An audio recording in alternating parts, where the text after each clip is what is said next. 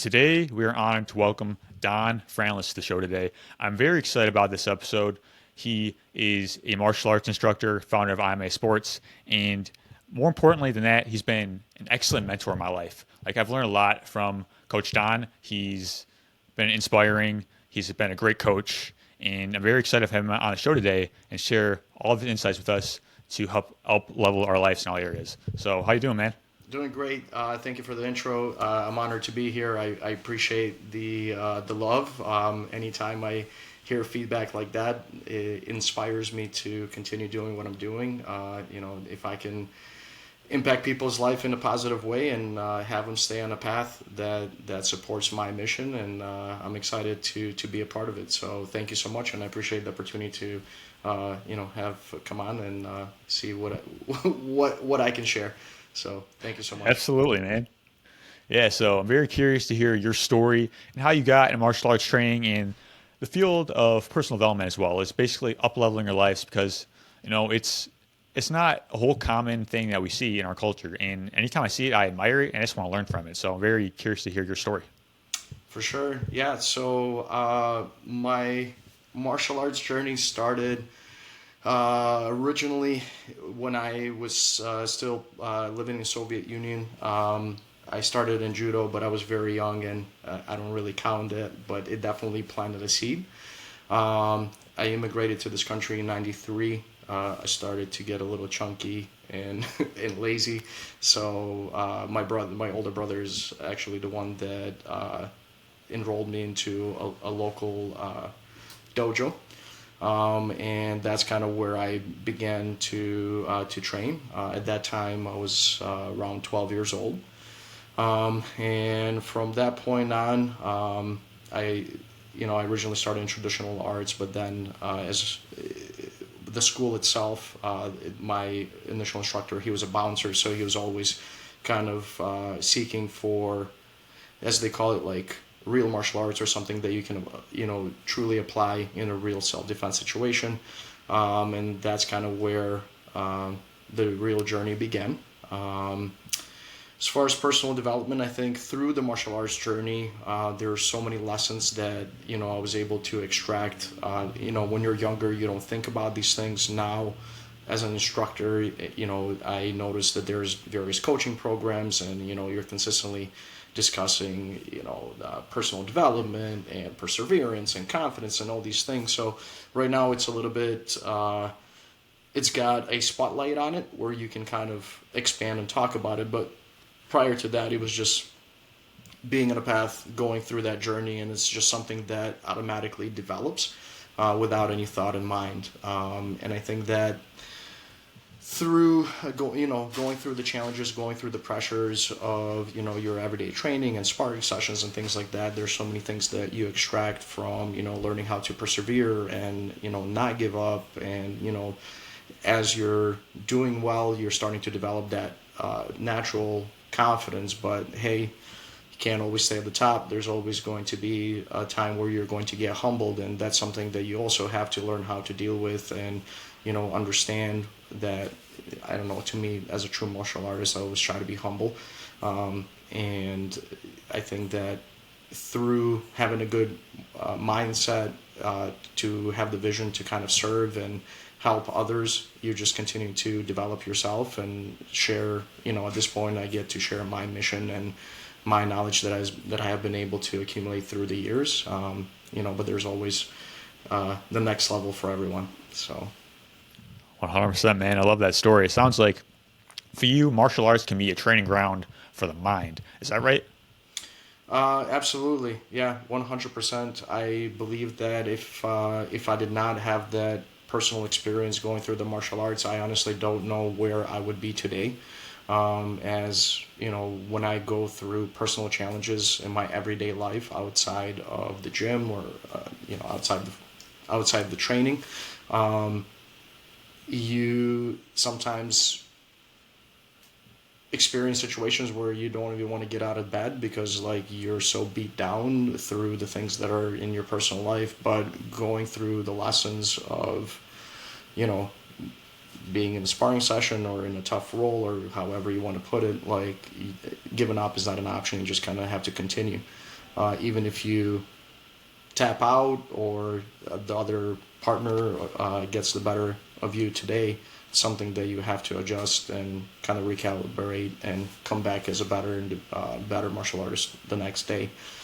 So I think that if it wasn't for the life lessons that I experienced throughout my martial arts journey, I don't think that I would have been able to achieve the level of success that I've been able to do thus far. Absolutely, man. Thanks for sharing that.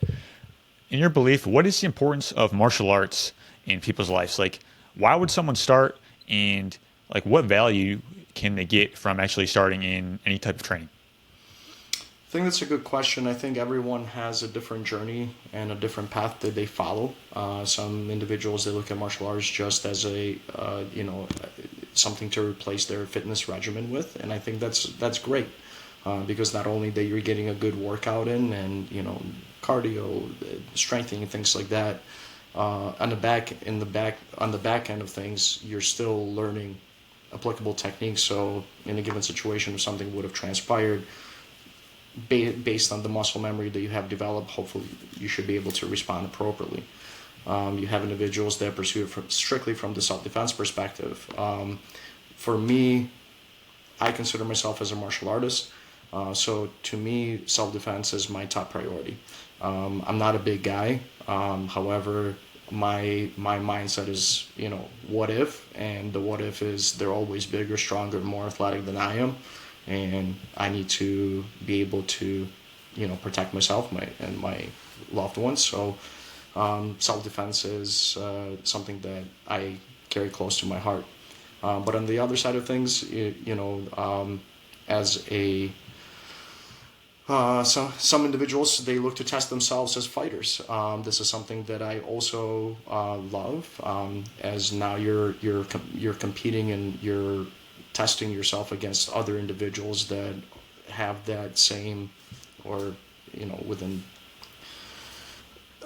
Basically, they have a similar amount of experience, and now you're testing yourself against them and seeing how well you compete with an individual that understands the game, if you will. So 100%, man. I'm not sure if I answered your question, but I think that everyone's journey is slightly different, and to me, the bottom line is, regardless of what your path is, I think it's great for the mind, it's great for the body, it's great for the heart. There's just a lot of things to extract from the martial arts itself. Being in the gym, I think that you can certainly be challenged, but in a martial arts gym, there's just so much more to it. I love that, man. Something that I really admire about you is coaching. Like, I feel like you're a great coach, Thank and you. I'm very curious to hear what are the ingredients that you believe make up a great coach? That's a great question.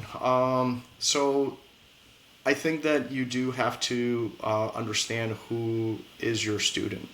Each personality requires different approaches. Some individuals, they need to be motivated, where others, they're already motivated, and you still need to guide them where, in martial arts, especially if you're a fighter, there's a lot of egos that are involved.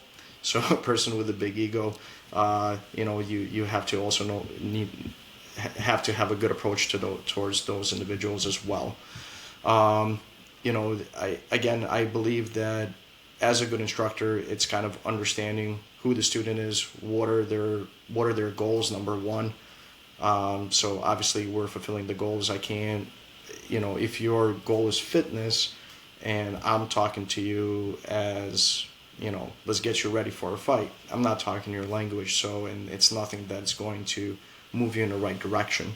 So me having a clear understanding of what you're looking for as a student, and me being able to support you to my best ability through the experience and knowledge that I have, to make sure that you're being challenged, you're growing, you're feeling the growth. As when you feel the growth, that automatically creates that natural momentum where you naturally start wanting more on your own. When you get a taste of a little bit of success, it gives you the inspiration to really continue moving. Obviously, depending on your journey, especially on the like on the fighter side, it just like anything else. Maybe not just on the fighter side, but like you're always going to have challenges that are going to come up. So understanding what is your why and just kind of continue to move through the challenges and making sure that we're having a good mindset where we can persevere.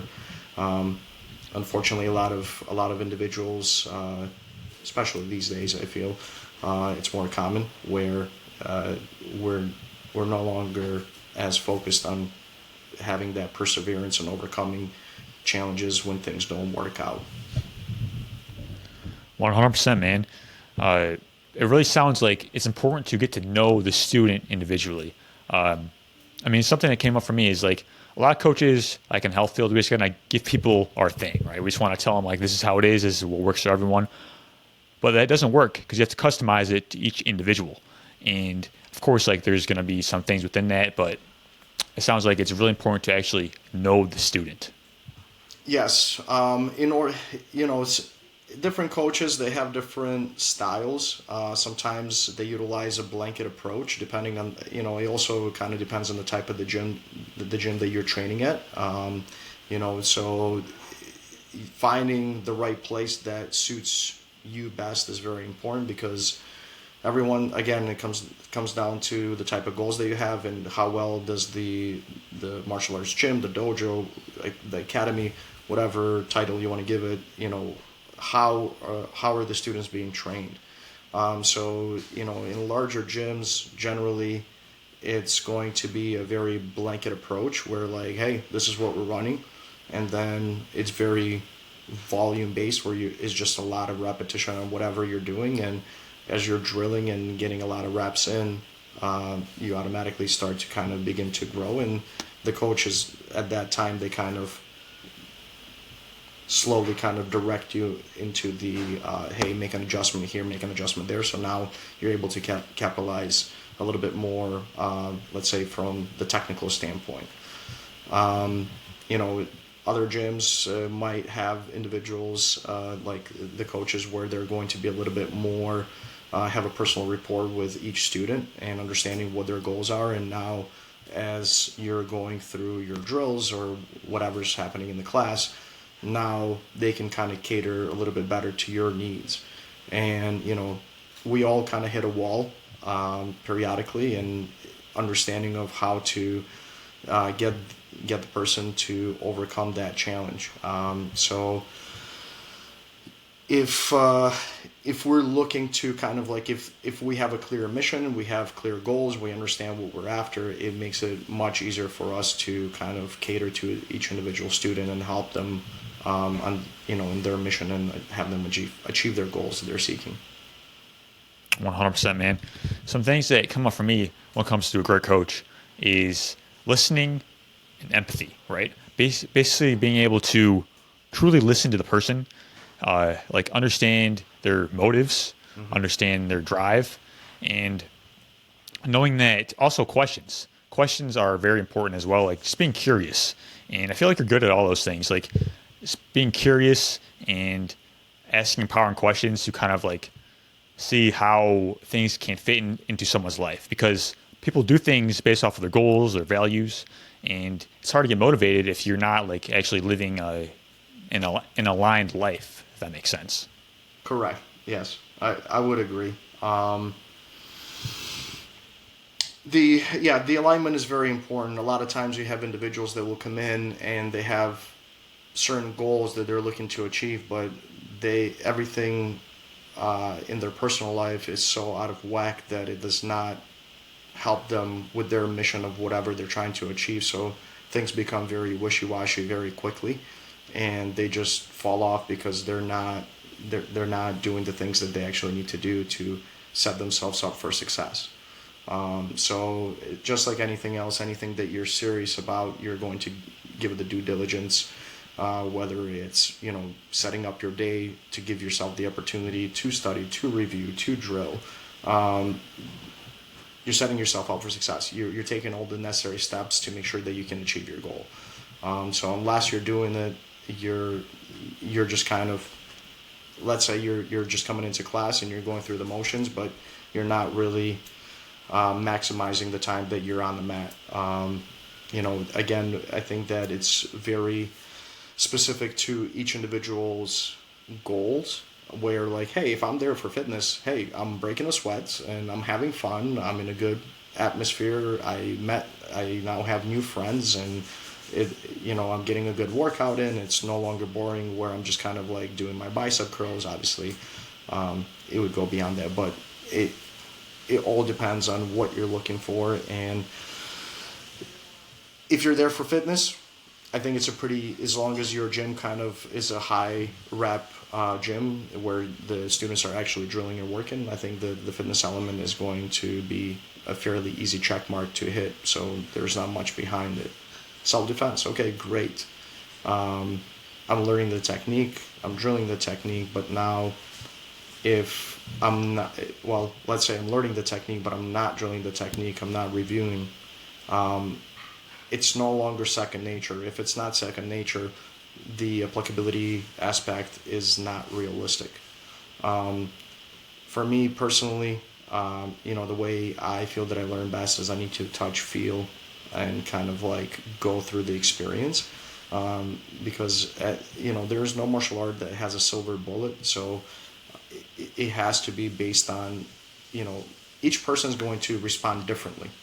So if there's some sort of an altercation, Anthony might throw a punch, the other guy might try to tackle you, the other guy might have a knife. We don't know, but the bottom line is through the repetition and through just kind of like getting that ongoing experience on the mat and practice, now my body is developing pure muscle memory where like as we connect with whichever parts of our body, we recognize the patterns and the positions, and now my body just reacts by itself. So if I'm thinking, it's not practical, it's already too late. In the fight, things happen so fast. So therefore, you have to leave it up to your training. So therefore, you're able to properly respond. Just like for guys that compete at a higher level, they say, everything goes through the training. Once you go to a fight, you're just kind of going there to kind of collect what you came there for. All the hard stuff happens in the training room. So setting yourself up for success and making sure that you're able to extract whatever you're looking for, it does require time and dedication and clear approach to make sure that you're maximizing the time that you're there. 100%. That makes sense. Like, it goes for anything, really. It's like basically maximizing your time, and I find like being present in the moment, right? Being as present as you can, so you can actually take in the information and kind of apply it in an effective manner. And just it's like kind of like progressive overload, right? You focus on the small wins, and you just get better every single time. And that seems like it to be an important tenet as well. For sure. Yeah, I think that just like, again, for me, martial arts is very relatable to your everyday life. When you have a small win, it gives you hope, it gives you motivation, it gives you inspiration. So like once you start collecting those small wins, it just creates that momentum. And when we have momentum, we tend to, continue to push. The hardest thing is to always get started. And a lot of times when, you're talking about it like a martial arts gym, the biggest scariest thing for a non-practitioner is to come in through the front doors and you're like, am I about to get beat up? What's going to happen? I don't know what I'm doing here. So the hardest step is taking the first step, and then as you start creating some momentum and experience some success, it just gives you that good feeling that makes you want to do more. Depending on the type of gym that you're in, sometimes you might get challenged all the time. So therefore now I have to develop a very strong mindset to be able to kind of swim with the big fishes, if you will, to be able to endure the pressure and the challenges in the class, to make sure that, like, again, I'm not going to give up. So again, each gym, each head coach kind of runs things differently. That's why it's very important for me to, to expressed that you have to find the gym that works best for your goals and what's going to give you the best results. That makes sense. I mean, when it comes to health, for example, like you have to find the right person for you. If you have a goal in your mind, you have to understand that not everyone can help you, right? If you're trying to heal from a disease and your doctor doesn't have the same goals as you, it's important to find someone else, right? Give yourself permission to change and keep finding that person. Keep being persistent and understand that whatever you want is possible, but you have to understand you're the foundation as well, right? Meaning you can listen to other people's guidance, but understanding your goals and finding a path forward with people who can help you, I find is the key. Yeah, for sure. I think that going back to asking the right questions and making sure that the person understands where you're coming from, so they're able to support you better. Just like you were saying earlier, if they don't really know what you're talking about, or they're not able to relate to it or guide you in the right way, you're talking to the wrong person. So, finding the individual that can support you on the mission, I think it's very important. And sometimes, people, I guess, connect themselves to whether it's a doctor or a coach too soon, where they should explore and look at other options just to make sure that you actually took the time to do the research and make sure that the person is able to kind of provide you with whatever you're looking for. Definitely. Another important concept, I believe, is persistence, right? I feel like you can learn a lot from that. Just being able to stick to the plan. Like I always say, don't change the goal, change the approach. Like understand that your why is so important and doing whatever you can to do it. Like I feel like so many people give up before it's over. And before it's done for me, I've tried every possible angle, tried every possible action, and always keep going. Just ask the right questions, and that will lead you to the next available action, I find. Yeah, I definitely agree. The Edison example comes to mind. 10,000 failed attempts, and now we have a light bulb. So making the necessary adjustments. I think you phrase it very well, where we understand the goal, but asking the right questions and making adjustments, not adjusting the goal itself, but making the adjustments to get closer to that goal. So I believe that the level of perseverance and having the right mindset is important, as many individuals can get discouraged from not being able to kind of hit their mark, and now they get discouraged and they're no longer working towards something that would fulfill their passion, their life, what have you. Absolutely, man. How do you believe we can start to develop persistence in our own lives as a character trait? I think that for me personally, I have to attribute it to martial arts. That's been something that I started when I was young, and I think that it's just automatically was developed internally, just going through all the trial and errors, and just kind of like me loving martial arts and me wanting to be the best version of myself. Kind of that was my end game, or that is my goal to this day. So therefore, no matter what the obstacles are, I'm staying persistent with my goal, and I can weave left and right, but I'm still moving towards that goal. For other individuals that maybe don't share the same journey, just kind of developing that persistence, I think that it's something that has to be developed, and or maybe it's just a mindset where you're not taking a no for an answer, and just kind of understanding that we don't lose until we give up. So as long as we don't give up, we can't lose. That's the basic, I guess, explanation that I would have. That's kind of like my mental approach is I haven't lost until I took the L. So as long as I don't take the L and I continue to improve myself and make adjustments, I get closer to my goal. The toughest part, I feel, that is sometimes we don't feel the progress that we're making, and sometimes the progress is so slow, and that could be discouraging.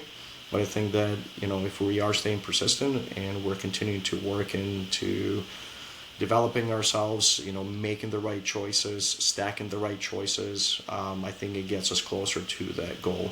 Um, Maybe a little bit of a weave over here, but like I think that sometimes people feel that they're not achieving their goals, but they're not really putting in the effort behind it, or they're doing one out of the 10 items that they should be doing to get themselves closer to that goal.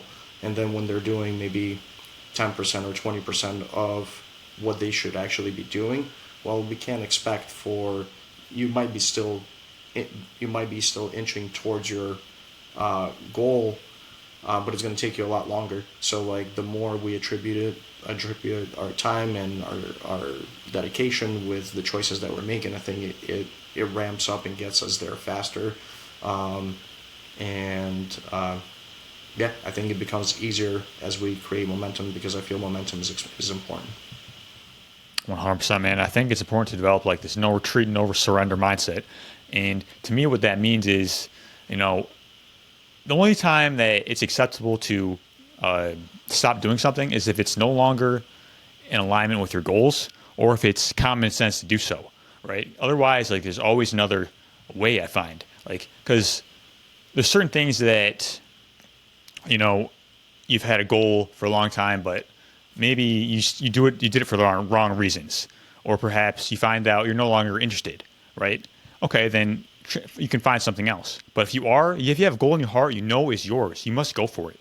Like find a way. Understand that your why is so important. Like knowing your reasons, because reasons reap results at the end of the day. Who you're doing this for?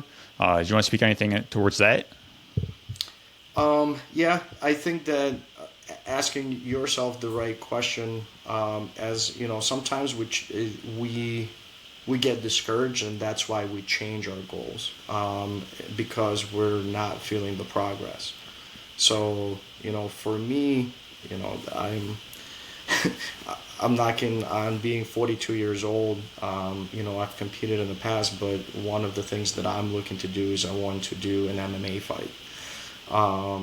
So this became a plan of mine like 10 years ago. I've experienced injuries, and I was building a business during that time, so I consistently experienced setbacks. So one of the things that's on top of my mind right now is like, okay, is this a practical goal for me? Am I, am I still looking to achieve that? So through the things that I personally experienced, where, I'm due for a fourth knee surgery, and me being older now, is this a smart goal to have? So therefore, I feel that like what's the story that you're telling yourself? So if the goal is big enough for you, and I think it comes down to your why. If the why is big enough, then no matter what challenges come, you're going to continue moving towards that goal. However, if your why is not that strong, maybe you just got inspired by someone's story and you got excited, but then once you start tasting how much work it requires for you to put in, well, now I'm going to do something else. You know what I mean? So I think the why is extremely important, and if the why is strong enough, I think that it keeps you on the path, whatever that may be. However, if your why is not strong, you're always going to default to other activities or other things that may interest you. But again, you're just kind of like anything that you're going to do to a high level, you can't just scrape the surface. You have to dive in deep and kind of go through all the trial and tribulations that it requires for you to achieve a certain level of success. 100%, man. Something you mentioned a few times is getting discouraged and we stop, right? How do you recommend people when they come up against these obstacles in their lives? How do we keep that same feeling that we had when we started? Like, how do we have this reminder to say, hey, this is just an obstacle and failure is education at the end of the day. So, how can I recognize this and keep on moving forward? I think that the way you framed the question, I think in my personal opinion, you also answered it. So, you know, you you have to ask yourself the right questions. If you're not asking yourself the right questions, you're not leading yourself in the right direction. So if we're consistently just kind of have a whole bunch of random thoughts and we're just kind of hop from one thing to another, nothing's ever going to solidify. So therefore, if I'm consistently, again, going back to the why, my my questions to myself to keep myself on the path is appropriate, where I understand that things are going to come up. So like for me, like one of the things that I like to consider is like the psychology aspect, telling yourself that you're able to do it. You want to expect you have to be practical with the challenges that are going to come up and almost anticipate them. So therefore, if you're anticipating them, it's much easier for you to deal with them. If you're feeling that you're going to just kind of have a very easy road to get to your destination, it's not practical. So the very first challenge that's going to come up, it's going to derail you. So I personally believe that looking and understanding for the drive aspect and what you're looking to achieve, again, it just kind of comes back to the psychological aspect. I think the psychology is super important, and having the positive affirmations to believe in yourself and kind of prime yourself for success.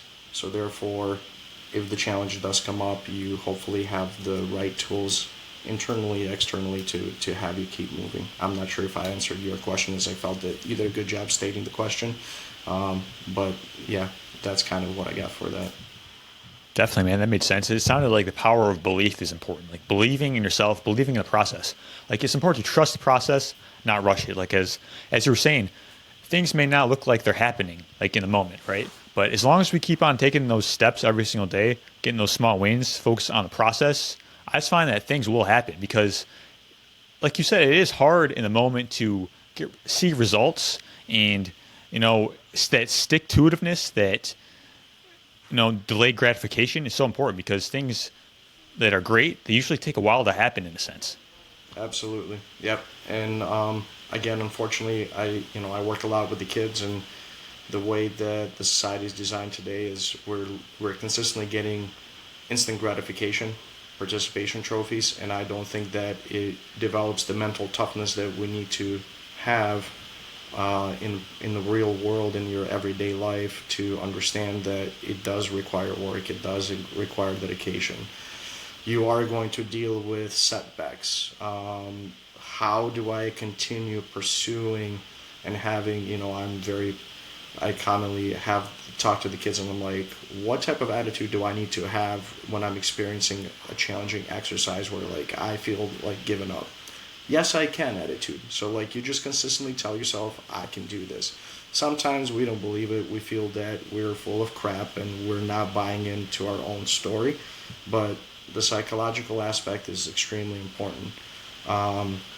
Even for me as a practitioner, sometimes when I go into sparring sessions with individuals that might be just as good as I am or even better, my psychological approach towards that sparring match is very important. If I'm already kind of have the mindset, oh, I'm about to get my butt kicked, well, that's what's going to happen. However, if my mindset is, well, what exactly am I looking for from this particular, role or sparring session? Am I looking for something specific that I'm looking to get better at? So now I'm being very strategic and asking myself those important questions as far as how do I get better? So it's not always about the W. I can get the W in many different ways, such as I'm trying to work a new move. I'm trying to get better at my defense. If someone's much better than I am, hey, how do I stay safe where they don't tap me? So again, we consistently have to adjust kind of that knob and making sure that we're setting ourselves up for a lesson, but that lesson also makes us feel that we are I want to say that we are winning, but sometimes it's not an actual win. Sometimes it's just a lesson, and me going through that lesson is the win. Me understanding it in a deeper, like, hey, I made a mistake here. Well, now I learned, so now I'm more aware of it. Maybe I'm going to get caught the same way two, three more times, but we can't fix anything until we become aware. So, therefore, being aware, having the right mindset of how we're approaching things, asking the right questions, so this way that we're consistently progressing forward. But hey, sometimes life happens and you do have to take a step back, but hey, during that time, what can I do to make sure that I'm still progressing and feeling that I'm, moving forward, if you will. For me, the big psychological aspect that I always kind of live by is if I'm not growing, I'm dying. I got that from Anthony Robbins. So like for me, um, it's very important to feel that I'm consistently progressing and I'm doing something. So unless I'm staying busy and I'm doing things that make me feel that I'm moving in the right direction, whether it's business, martial arts, personal life, whatever it may be, I know that I'm moving in the right direction. 100%, man. And I think it's so important to deal with failure properly, right? Because a lot of us, we get discouraged in understanding that just because you fail doesn't make you a failure, right? It's all part of the process. And in many sense, the obstacle is the way. Like, I feel like life qualifies us for the person that we want to be in the form of challenges, right? You say you want to do this thing, you say you want this greatness in your life. Okay, well, we're not just handing out greatness, right? You have to actually be qualified in a sense. And it's through that struggle that we build our character to hold the wattage of the life that we actually want. That's what I find. Yeah, I completely agree. I feel that sometimes our biggest weakness becomes our biggest strength.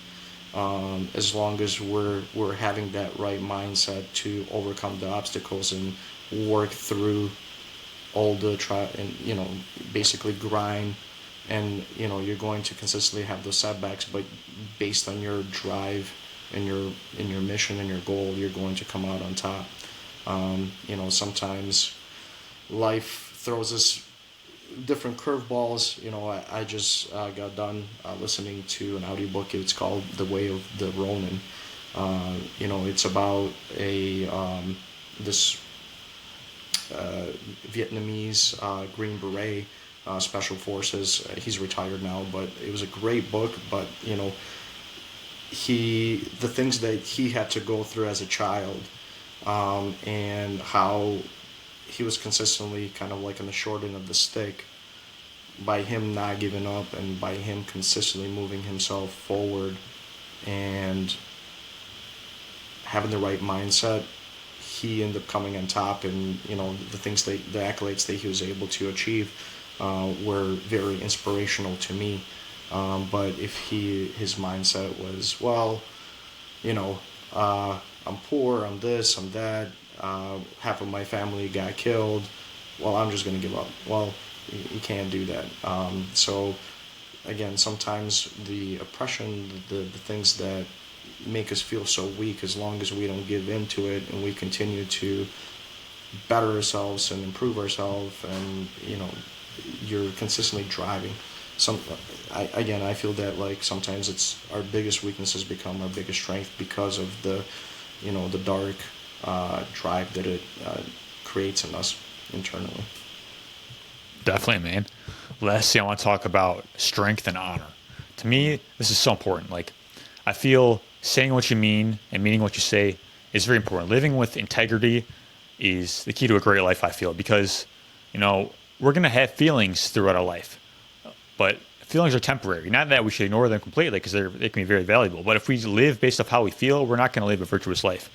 Understanding that principles and, living with integrity is so important. Do you want to expand on that?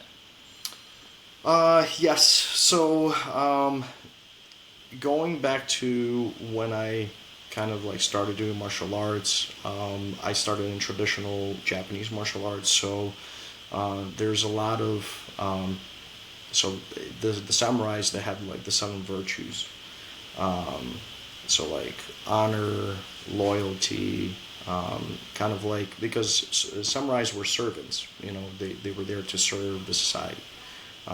So a lot of these things that I kind of learned as a young child, kind of having the mindset around these virtues, it it has a very spiritual component, at least to me, where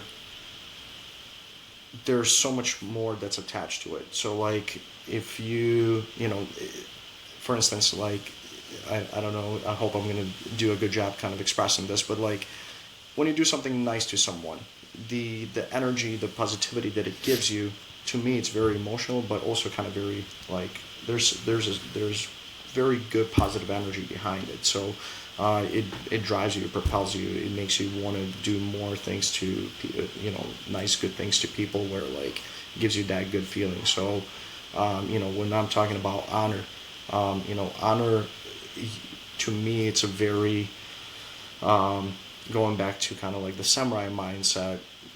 They would commit suicide in with the honor in mind, because if a samurai is in a position where they have been beaten, they will, if it's kind of like a samurai against a samurai, they will have an opportunity to basically I'm drawing a blank on what it's called. I think it's hirakiri, where they basically have a small sword where they stab themselves and cut their stomach open, where they were not killed by the other samurai. It was dishonorable for them to kind of lose to them. So they were going to take their own life. So the whole honor aspect, kind of to me, it's a little bit deeper, where like for the purpose, for the country, it has such a big drive of why we're doing things and what's motivating me to kind of have that honor and loyalty and the strength behind it. Unfortunately, I feel like I'm consistently kind of going back into like what I'm experiencing today is from like kind of like the social environment, but I feel that we're losing a lot of the the honor and the loyalty aspect, where people don't look at it the same way. The respect is not really there, and I think all of those things connect. So